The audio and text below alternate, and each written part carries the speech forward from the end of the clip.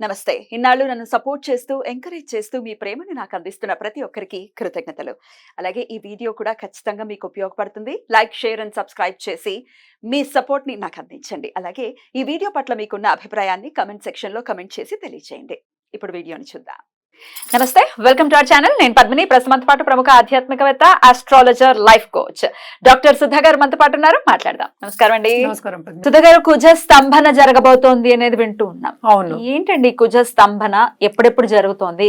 కుజ స్తంభన జరగడం వల్ల ఏమిటి దానివల్ల రిజల్ట్స్ ఏమైనా, ఇంపాక్ట్స్ ఏమైనా ఉంటాయా ద్వాదశ రాశుల వాళ్ళకి అనేది? ఎందుకంటే కుజుడు ప్లే చేసే రోల్ చాలా పోర్ట్ఫోలియోస్ ఉన్నాయని చెప్పుకోవచ్చు ఆయనకి. సో మరి ఆయన స్తంభన అంటే ఆబ్వియస్ గా అక్కడ నిలిచిపోయాడు, ఆగిపోవటం అనేది అర్థమవుతోంది. మరి అసలు వివరంగా చెప్పండి సుధా గారు, ఏమిటి కుజ స్తంభన అంటే? జనరల్ గా స్తంభన అంటే అన్ని ఆగిపోవడం అనేది అందరికీ తెలిసిన ఒక విషయం. బట్ ఇక్కడ ఏంటంటే స్తంభించడం అనేది మనం ఆస్ట్రాలజికల్ గా చూసుకున్నామంటే, ఒకసారి ఒక చూపు వేసామంటే దాని మీద, అన్లెస్ అంటే కంబస్ట్ అంటాం. అంటే ఏంటి, సన్ కి దగ్గర అయినప్పుడు కంబస్ట్ అవుతుంది. అంటే ఏంటి, ఏమి చేయలేడు. కంబస్ట్ అయినప్పుడు ఏంటి, ఆయన పవర్స్ ని కోల్పోతాడా? అదే పవర్స్ కోల్పోవడం అంటే ఇంకోళ్ళకి పవర్ ఇవ్వడం అనేది లెక్క. కోల్పోవడం అనేది పక్కన పెడదాం కాసేపు, ఇంకోళ్ళకి పవర్ ఇస్తారు. అంటే 2-3 గ్రహాలు కలిసినప్పుడు మన యోగాల కింద కూడా అవే మాట్లాడుకుంటాం. ఎందుకంటే 9 గ్రహాలే ఉన్నాయి, 12 ద్వాదశ రాశులే ఉన్నాయి. అలాగే మనం చూసాము అంటే ఇంకోటి దీంట్లో ఏంటంటే పాట ఏంటంటే నీచపడ్డం అనేది చెప్పుకుంటాం. ఎప్పుడు స్తంభిస్తారు అసలు? ఏమైనా డిప్రెషన్లో ఉన్నప్పుడు స్తంభించిపోతారు. ఇప్పుడు ఈజీగా అర్థం అవ్వాలి అంటే, సో కుజుడికి మనకు పోర్ట్ఫోలియో అంటే ఏంటి, బేసిక్గా ఏంటంటే అగ్రెసివ్నెస్, అంటే ఏంటంటే వేగం, దూకుడు చెప్పచ్చు. సో ఈ దూకడం అనేది తగ్గుతుంది. మంచిదే కదా. అయితే అంటే అన్నిటికీ కుదరదు అది. కరెక్ట్. అన్నిటికీ ఒకటే మాట్లాడుకోకూడదు కదా మనం. సో దేనికి మనకి అగ్రెసివ్నెస్, ముందుకు వెళ్ళడం అనేది అంటే ఏంటి, అవన్నీ ఎందుకు ఉండాలి అసలు, మనం ముందుకు సాగాలి లైఫ్లో అన్నప్పుడు, ఒక గోల్ని మనం అనుకున్నప్పుడు, నేను కూర్చుంటానంటే ఇలాగా, స్తంభించాను అంటే ఇలాగా అవ్వకూడదు కదా అట్లాగా. సో తప్పక అగ్రెసివ్నెస్, అలాగే ఆ ఎనర్జీ, ఆ రెడ్ ఎనర్జీ అంటాం. సో మార్స్ ఇచ్చేది ఆ రెడ్ ఎనర్జీ. ఆ ఎనర్జీ అనేది మనకి తప్పక కావాలి. సో ఇది బేసిక్గా బ్యాక్గ్రౌండ్. బట్ ఏంటంటే ఇక్కడ ఏమవుతోంది, అక్టోబర్ 20కి మనకి అందరికీ తెలిసిన విషయం, కర్కాటకంలో ఆయన నీచపడతారు. సో అక్టోబర్ 2కి ఆయనేమో కర్కాటకానికి వస్తున్నారు. సో కర్కాటకానికి వచ్చినా కూడా ఆయన ఏంటంటే సింహానికి వెళ్ళలేదు నెక్స్ట్ ఇయర్. సో అన్ని రోజులు ఆల్మోస్ట్ 6 months అనుకుందాం కాసేపు. ఇది కూడా ముందుకు రావట్లే. ఆయన అక్కడే రిట్రోగ్రేడ్ అవుతారు. రిట్రోగ్రేడ్ అయ్యి మళ్ళా మిథునానికి వెళ్తున్నారు. మిథునానికి వెళ్ళి మళ్ళా డైరెక్ట్ అయ్యి మళ్ళా వస్తున్నారు. ఇదంతా ఎప్పుడు జరుగుతోంది, జనవరిలో జరుగుతోంది. అంటే ఏంటి, మనకి అక్టోబరు, మళ్ళీ తర్వాత మనం తీసుకున్నాం 45 days ఉంటారు.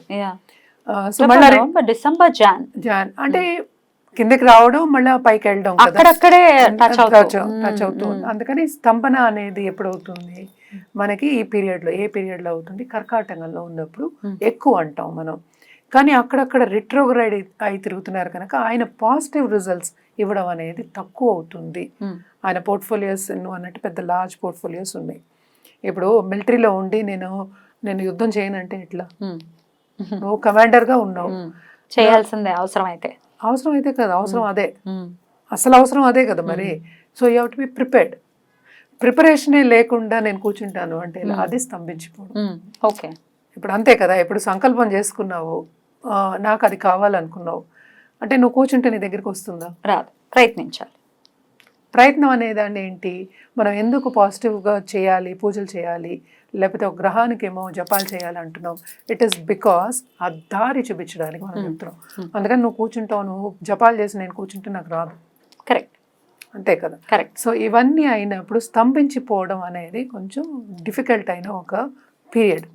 అందుకోసం తప్పక పరిహారాలు చేయడం అనేది ఎక్స్ట్రీమ్లీ ఇంపార్టెంట్. అది మాట్లాడుకుందాం.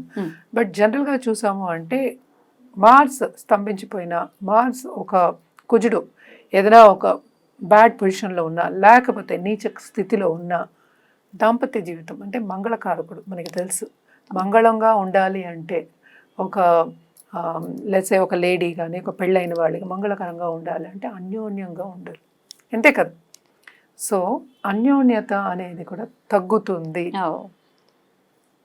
స్తంభించిపోయినప్పుడు. ధైర్యం తగ్గుతుంది, అలాగే ఏదైనా అసెర్టివ్నెస్ అంటాం, అంటే ఏంటి, నేను చేయగలను అనే సెల్ఫ్ కాన్ఫిడెన్స్ తగ్గుతుంది. అది తక్కువ. ఇవన్నీ కొన్ని ప్రాబ్లమ్స్ ఉంటాయి కనుక స్తంభించిపోవడం మీద అంత దృష్టి పెడుతున్నాం మనం. సో ఇవన్నీ ఏంటంటే ద్వాదశ రాశుల వారికి డిఫరెంట్గా ఉంటుంది. మనం మాట్లాడుకునేది ఏంటంటే గోచారమే, అది ఒక 6 నెలలకి. అది ఎలాగా రిఫ్లెక్ట్ అవుతుంది మీ జాతకం పైన అనేది వ్యక్తిగత జాతకం మీద ఆధారపడాలి, అంటే పరిశీలించుకోవాలని. బట్ దెన్ అసలు ఇన్ జనరల్ గా మాట్లాడుకుంటే ద్వాదశ రాశుల వాళ్ళకి స్తంభన ఎటువంటి రిజల్ట్స్ ఇస్తుంది అనుకోవచ్చు? అదే నేను చెప్పినట్టు కొంతమందికి అంత బాగుండదు, ఎస్పెషల్లీ మకర రాశి వాళ్ళకి మకరానికి బాగుండదు, అంత బాగుండదు. అలాగే కర్కాటకానికి అంత బాగుండదు. అలాగే మనం జూపిటర్ బాగుంది అనుకున్నాం, బ్యాలెన్స్ అయిపోతుంది. అలాగే మనం ఏంటంటే మిథునానికి అంత బాగుండదు, ఎందుకంటే 2 సార్లు 3 సార్లు ఏళ్ళు వస్తుంది. అండ్ ఆల్సో మోస్ట్ ఇంపార్టెంట్ సింహానికి, సింహాన్ నుంచి 12 ఇంట్లో కదా, 12, 11, మరి 11 ఇంట్లో అస్తమానం రిట్రోగ్రేడ్ అవుతాయి, అంత బాగుండదు కదా మరి. సో ఈ రాశుల వారికి అంత బాగుండదు. అలాగే మనం చూసామంటే వృశ్చికంకి అలాగే మేషానికి అధిపతి ఆయన నీచపడితే ఇబ్బంది కదా. సో క్వశ్చన్ ఏం లేదు అందులో, మనం అనుకోవడానికి బాగుంటుంది అనుకోవడానికి క్వశ్చన్ లేదు అక్కడ. సో ఈ రాశుల వారికి అందుకనే అస్సలు బాగుండదని చెప్పకుండా మిశ్రమంగా ఉంటుంది అని వదిలేస్తాం, ఎందుకంటే అలాగే వ్యక్తిగత జాతకం మీద ఆధారపడి ఉంటుంది ఇవన్నీ. మనం గోచారం చెప్పుకుంటున్నాం. మిగిలిన రాశులు అండి ఈ వృషభం నుంచి చూసుకుంటే వృషభానికి పర్వాలేదు బానే ఉంటుంది. 12లో ఆడేమో మనకి మిథునం మళ్ళా కర్కాటకమే కనుక.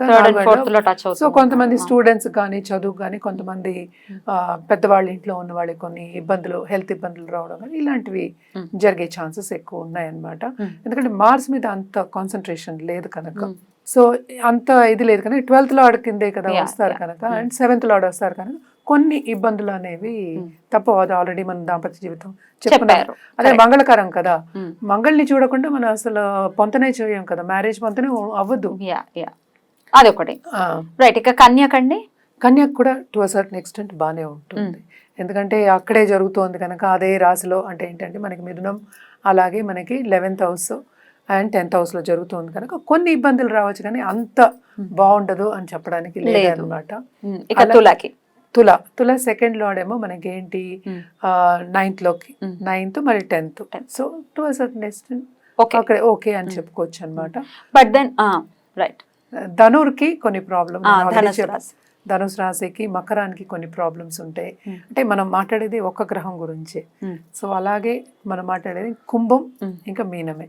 సో 2nd లార్డ్ ఆయన మళ్ళీ ఏమో 4th లో పడుతున్నాడు, 5th లో పడుతున్నాడు, అటు ఇటు వెళ్తున్నాడు కనుక కొన్ని పిల్లల దగ్గర, ఇప్పుడు సపోజ్ పిల్లలు కావాలి అనుకునేవాడు చాలా మంది ఇప్పుడు చేసుకుంటున్నారు, ఏంటంటే బయటకు వెళ్ళి చేసుకోవడం న్యాచురల్గా తక్కువ మంది, అంటే వెయిటింగ్ పీరియడ్ అనేది కొంచెం కట్ చేద్దామని. సో ఇలాంటి ఇబ్బందులు, కొన్నిసార్లు డాక్టర్ దగ్గరికి వెళ్ళడం, హెల్త్ ఇష్యూస్ రావడం, ఇలాంటివి ప్రాపర్టీ ఇష్యూస్ రావడం, ఇలాంటివన్నీ కొంచెం చిన్న చిన్న ప్రాబ్లమ్స్ ఉంటాయి. సంపద దగ్గర ప్రాబ్లమ్స్ రావడం, కుటుంబ పరంగా ప్రాబ్లమ్స్ రావడం, హెల్త్ ఇష్యూస్, అది మనకే అవ్వచ్చు, లేకపోతే మనతో పాటు ఉన్న కుటుంబ సభ్యులకి అవ్వచ్చు, అలాగే ఎక్స్టెండెడ్ ఫ్యామిలీకి కూడా అవ్వచ్చు. వ్యక్తిగత జాతకం మీద ఆధారపడి ఉంటుంది. సో ఇవన్నీ కూడా ఇట్లాంటి రిజల్ట్స్ ఇస్తుంది కాబట్టి అందరూ కూడా చేసుకోవాల్సినటువంటి పరిహారం ఒకటి చెప్పేసేయండి. అదే ట్యూస్డే రోజు తప్పక దుర్గాదేవికి పూజ చేయడం, ఎస్పెషల్లీ ఎర్ర పువ్వులతో పూజ చేయడం.